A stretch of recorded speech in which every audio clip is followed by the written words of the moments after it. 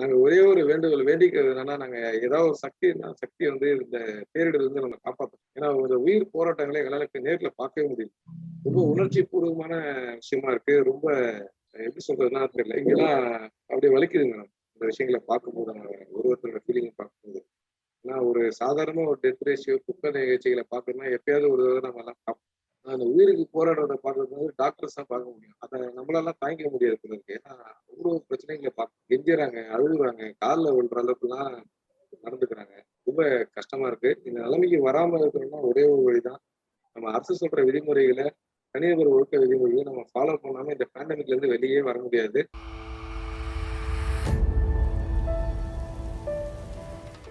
ஏசியாவில் தமிழ் நேயர்களுக்கு வணக்கம். கொரோனா தீயா பரவிட்டு இருக்கிற இந்த காலகட்டத்துல மக்களுக்கு ஆக்சிஜன் ஆட்டோ ஆம்புலன்ஸ் சர்வீஸ் அப்படின்ட்டு ஒரு சர்வீஸ கொடுத்துட்டு இருக்கிற வசந்தகுமார் தான் இன்னைக்கு நம்மோட இருக்காரு. அவருக்கு தான் பேச போறோம். வணக்கம் சார். வணக்கம் மேடம். எப்படி இருக்கீங்க சார்? நல்லா இருக்கேன் மேடம். நல்லது sir. First of all thank you so much. இந்த ஒரு இக்கட்டான காலகட்டத்துல நீங்க எங்களோட வந்து கனெக்ட் ஆனதுக்கு ரொம்ப நன்றி சார். சார், இப்போ கடமை education and social welfare trust என்ன பண்ணிட்டு இருக்கு? அது கூட சேர்த்து இந்த ஆக்சிஜன் ஆட்டோ ஆம்புலன்ஸ் சர்வீஸ பத்தி கொஞ்சம் விரிவா சொல்லுங்களேன். இந்த கடமை எஜுகேஷன் அண்ட் சோசியல் வெல்ஃபேர் ட்ரஸ்ட்ன்றது வந்து பாத்தீங்கன்னா, ஒரு 7 வருஷத்துக்கு முன்னாடி இத ஆரம்பிச்சோம் மேடம். நார்த் சென்னையில இருக்கிற அந்த பின்தங்கிய மக்கள், அதாவது மாணவர்கள் வந்து கல்வி அறிவு வந்து இங்கேயும் இன்னமும் பாத்தீங்கன்னா, டிராப் அவுட்ன்னு ஒரு பேச்சு வந்து இங்க நடந்துட்டே தான் இருக்கு. ஏன்னா, நம்ம தமிழக அளவுல பார்த்துட்டோம் அப்படின்னு சொல்லி பார்த்தீங்கன்னா, நம்ம உயர்கல்வியில பார்த்தீங்கன்னா, இந்தியாவிலேயே வந்து தமிழ்நாடு தான் ஃபர்ஸ்ட் இருக்கும்.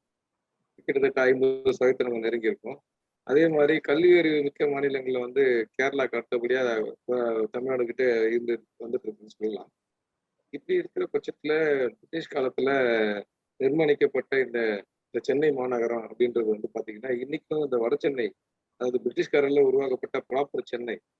அதிக மக்கள், அதாவது பூர்வ குடிகள் வாழக்கூடிய அந்த சென்னையில பார்த்தீங்கன்னா, பின்தங்கிய பகுதி தமிழ்நாட்டில பார்க்கும்போது சென்னை தலைநகரமா இருந்தாலும், அந்த வடசென்னை எப்பவுமே வந்து ஒரு ரவுடிசம் ஏரியாவோ, இல்ல இந்த மாரி வந்து கூலி தொழிலாளிகள் வாழ்ற மாரியோ, இல்ல கூட்டமா இருக்க மக்கள் வாழ்றது, இந்த மாரி ஒரு ஒரு தாழ்வு மனப்பான்மையோட இருக்கிற கண்டிஷன் தான் மேடம் இன்னைக்கு வரைக்கும் இருக்கு. இன்னைக்கு வரைக்கும் அப்படிதான் மேடம் இருக்கு. இதெல்லாம் நாங்க வந்து செய்தியா சொல்ல, இந்த பகுதியில வாழ்ந்துட்டு இருக்கோம், பொறந்து வளர்ந்தோன்றதுல அனுபவிச்சுட்டு இருக்கோம். பட் இந்த நிலைமைய எப்படியாவது மாத்த முடியுமா? எப்படி மாத்த முடியும்? எங்க இருந்து ஆரம்பிக்கணும்? அப்படின்னு நாங்க உட்கார்ந்து யோசிக்கும்போது, அடிப்படையா கல்வி வந்து மனுஷனோட வாழ்க்கையில வந்து மிகப்பெரிய மாற்றத்த அதுல இருந்து ஆரம்பிக்கலாம் அப்படின்னு சொல்லிட்டு தான் ஆரம்பிச்சோம். வாழ்க்கை நகர் பகுதியில இந்த கட்டிட ஸ்கூல் வந்து எங்க பக்கத்துல இருக்கு. நாங்க அதுக்கு தேவையானதெல்லாம் கேட்போம். மாணவர்களுக்கு என்ன தேவை? டீச்சர்ஸ்க்கு என்ன தேவை? இந்த மாதிரி ஒரு ஒரு குழுவோட நாங்க ஒரு மீடியேட்டரா இருக்கோம். ஏன்னா இவங்க எல்லாரையும் ஒருங்கிணைக்கக்கூடிய வேலையை நாங்க பார்க்குறோம். மாணவர்கள், பெற்றோர்கள், ஆசிரியர்கள்லாம் ஒருங்கிணைக்கிற வேலையை நாங்க ஒரு நடுவுல இருந்து பார்க்குற ஒரு பொறுப்பை நாங்க ஏத்துக்கிட்டு இருக்கோம். அதனால அந்த மாணவர்களை கூப்பிட்டு வந்து இவன் ஃபெயில் ஆயிடுவான், படிக்க மாட்டேன்ற மாணவர்களை நாங்க ட்ரெயின் பண்ணி ஒழுக்கத்தை அதுக்கப்புறம் அவங்களுக்கு படிப்படியா கல்வி அறிவை கொஞ்சம் கொஞ்சமா சொல்லிக் கொடுங்க. ஏன்னா ஒரு சின்ன பிரச்சனை இருக்கு. ஒரு தேர்ட் ஸ்டாண்டர்ட் படிக்கிற ஒரு மெட்ரிகுலேஷன் சிபிஎஸ்இ போர்டில் படிக்கிற பசங்களோட நாலேஜுக்கும் நம்ம அரசு பள்ளியில படிக்கிற மெஜாரிட்டியான ஸ்டூடெண்ட்ஸோட ஒரு 10th படிக்கிற நாலேஜுக்கும் நிறைய வித்தியாசம் இருக்கு. இவங்களுக்கு வந்து புக்ஸ்ல இருக்கிறது ரெகுலரா ப்ராக்டிகல் லைஃப்பை தவிர நிறைய விஷயங்கள் தெரியறதே இல்லை. ரொம்ப வருத்தப்படக்கூடிய விஷயம் என்னன்னா, +2 முடிச்சுட்டு அடுத்து ஐஐடி, ஐஐஎம் இந்த மாதிரி எக்ஸாமினேஷன்ஸ் எல்லாம் இருக்கிறது கூட நம்ம +2 மாணவர்களுக்கு தெரியறதே இல்லை. இப்போ இந்த கண்டிஷன்லாம் வரக்கூடாதுக்காக தான் மாணவர்களை நாங்க என்ன பண்ணோம், 10ஆம் வகுப்புல இருந்து எங்க கண்ட்ரோல் கொண்டு வரோம்.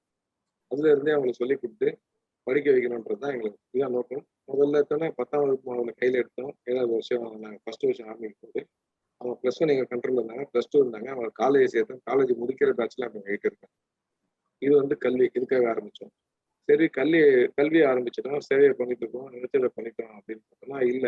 ஏன்னா பசங்க ஏன் படிக்க மாட்றாங்க? ஏன் பிரச்சனை வருதுன்னு பார்த்தா, வீட்ல வந்து பொருளாதார சிக்கல். யாராவது ஒருத்தர் தான் வேலைக்கு போற மாரி இருக்கும். அப்பா போமா வேலை இல்லாம இருப்பாரு.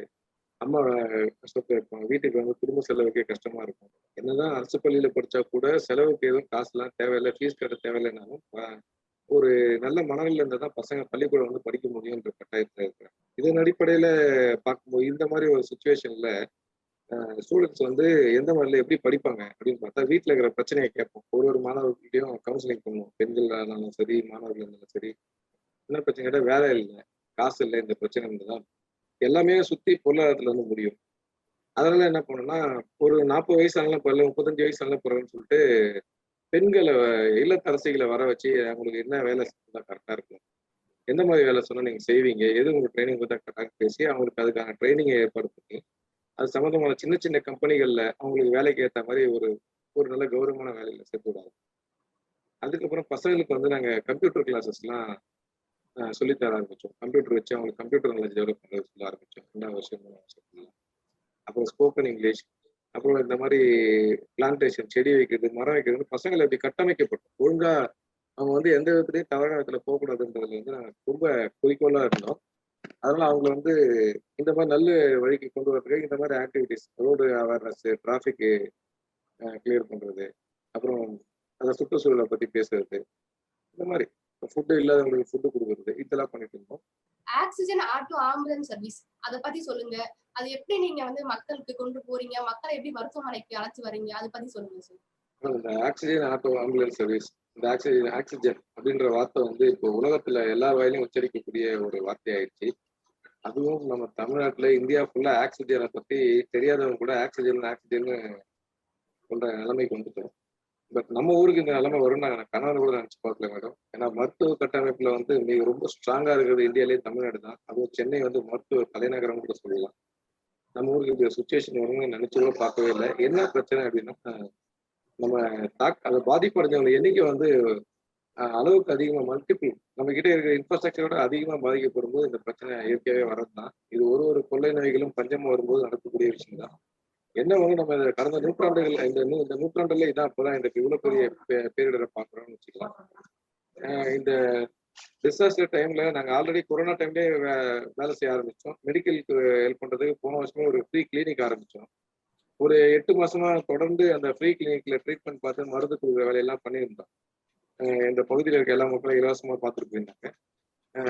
அதன் அடிப்படையிலேயே நாங்க வந்து மருத்துவ ரீதியா ஏதாவது முன்னாடியே ரெடியா இருக்கணும் அப்படின்னு ஒரு பிளான் பண்ணோம். அப்போ என்ன பண்ணோம், நம்ம நார்த் இந்தியால டெல்லி இதெல்லாம் உத்தரப்பிரதேஷ்லாம் பார்க்குறோம் இல்லைங்களா?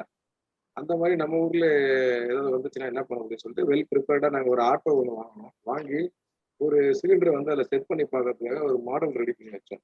ஒரு 15 நாளுக்கு முன்னாடி அந்த வேலையை பண்ண ஆரம்பிச்சோம். இந்த மாதிரி ஆக்சிஜன் யாராவது தேவைப்பட்டா, ஏன்னா நாங்க பிளான் பண்ணது என்னன்னா, ஆட்டோல வந்து கோவிட் ஆக்டிவ் பேஷண்ட்ஸை வந்து கூட்டிட்டு போய் ஹாஸ்பிட்டலுக்கோ இல்லை ஸ்கேன் சென்டருக்கோ நம்ம டிராப் பண்ணோம் அப்படின்ற காரணத்துக்காக தான் இதை நாங்கள் ஆரம்பிச்சோம். முதல்ல ஆட்டோ டிராவல் மட்டும் தான் ஆரம்பிச்சோம். அதுல என்ன பண்ணோம், கூடுதலா இந்த ஆக்சிஜன் வச்சு ஏதாவது தேவைப்படுறவங்களுக்கு கொடுக்கலாம்ன்றதுக்காக இதை மாடிஃபை பண்ணோம். ஃபர்ஸ்ட் ஆட்டோல சிலிண்டர் வச்சு இந்த ஆக்சிஜன் சிலிண்டர் வந்து முதல்ல தேவைப்படல. இந்த 10 நாளுக்கு முன்னாடியில இருந்தா கொஞ்சம் கொஞ்சமா தேவைப்பட ஆரம்பிச்சது. ஆஹ் ஒரு 7 நாள்ல இருந்து பீக், கடைசி 7 நாள் சொல்றேன். கடைசி 7 நாள்ல இருந்து எங்களுக்கு 50 கால்ஸ்ல இருந்து 60 கால்ஸ் மாறிச்சு. 70 கால், 80 கால், 100 கால், ஒரு நாளைக்கு 4 கால்ஸ் சொல்றேன். நீடு வேணும், ஆக்சிஜன் வேணும், ஆக்சிஜன் வேணும். இன்னைக்கு பாத்தீங்கன்னா, இன்னைக்கு 13வது நாள் நினைக்கிறேன் நாங்க அந்த ஆம்புலன்ஸ் சர்வீஸ் பண்றது. எத்தனை போன் வருதுன்னு எண்ணவே முடியல. எங்களால அதை வந்து உட்காந்து கனெக்ட் போறதுக்குள்ள 4 போன் வருது. எவ்வளவு பேர் கால் கனெக்ட் பண்ணிருக்காங்கன்னு சொல்லிட்டு எங்களால பதில் சொல்ல முடியல, நோட் பண்ணி வைக்க முடியல. ஏன்னா எங்களுக்கு ஆக்சிடென்ட் ஆம்புலன்ஸ் சர்வீஸ் கேட்டு போறதுக்கு கால் பண்றாங்க, பெட் அவைலபிள் இல்லைன்னு ஒரு பக்கம் ஃபோன் பண்றாங்க, இப்படிலாம் இருக்கு. நம்ம இது ஒரு பக்கம் இருக்கட்டும், நிலைமை அப்படி மாறிடுச்சு. ஆட்டோ ஆக்சிஜன் வந்து நாங்க ஜனங்களுக்காக பயன்படுத்தணும் முடிவு பண்ணோம். ஏன்னா ஒரு ஆட்டோ இருக்கு, இது வந்து தேவைப்படுறவங்களுக்கு பயன்படுத்தலாம்னு ஸ்டார்ட் பண்ணிட்டோம்.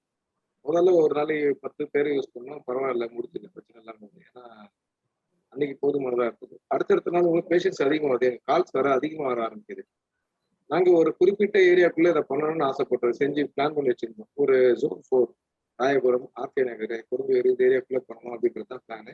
ஒரு சின்ன வீடியோ ஒன்று எடுத்து வாட்ஸ்அப்ல கொடுத்துருந்தோம்.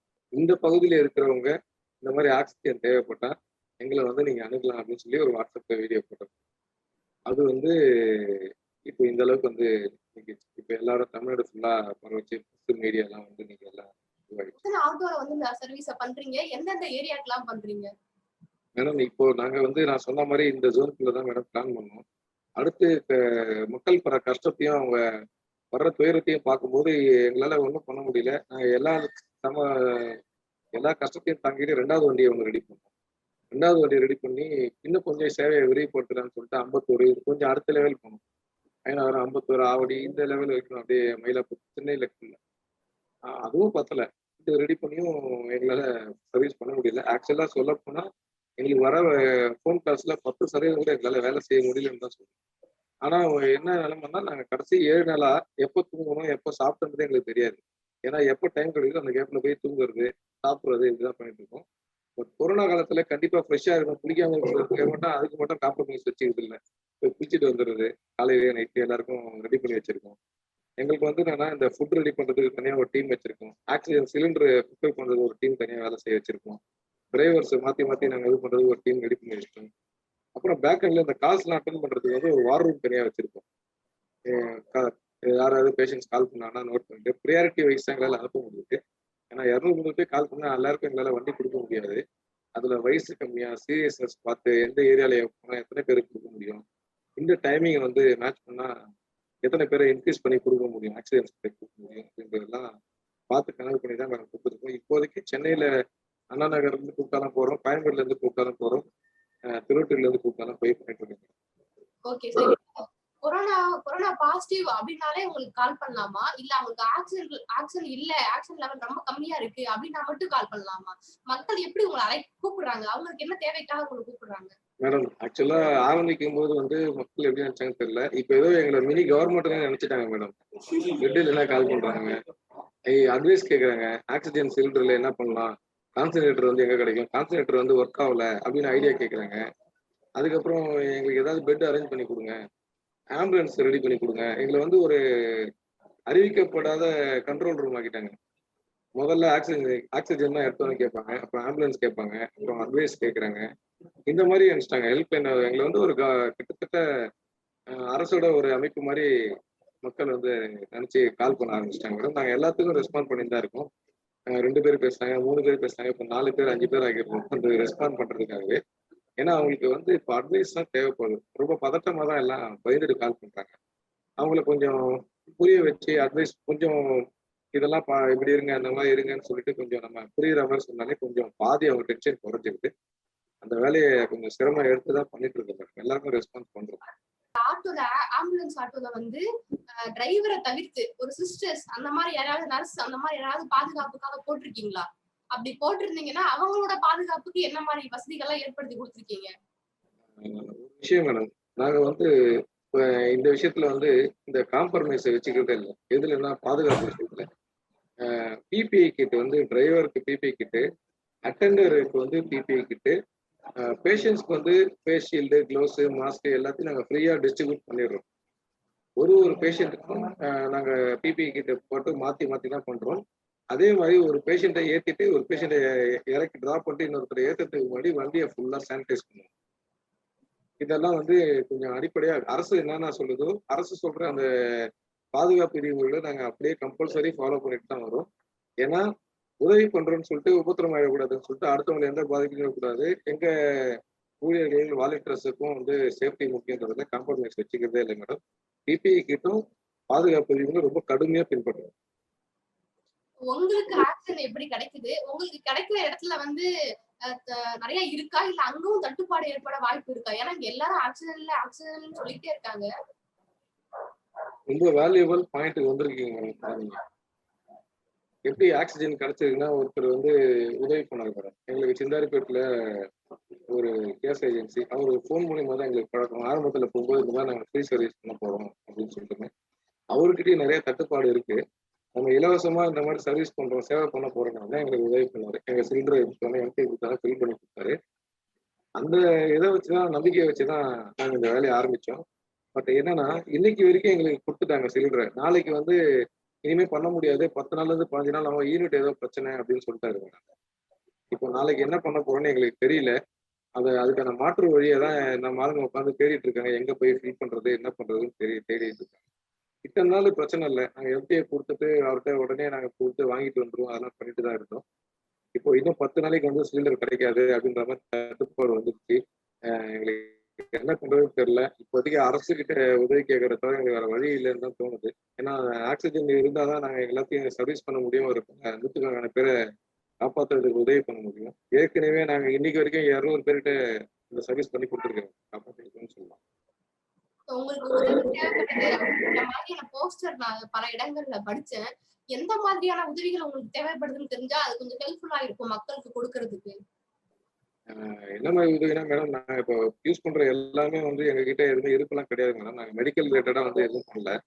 நாங்க யூஸ் பண்ற பிபிஇ கிட் கூட எல்லாமே கொஞ்சம் விலை அதிகமா தான் குடுத்து வாங்க வேண்டியதா இருக்கு. ஏன்னா சப்ளையர்ஸ் எல்லாம் இல்ல, டிமாண்டா தான் இருக்குன்ற கேட்டா டிமாண்ட் இல்லங்கன்றாங்க.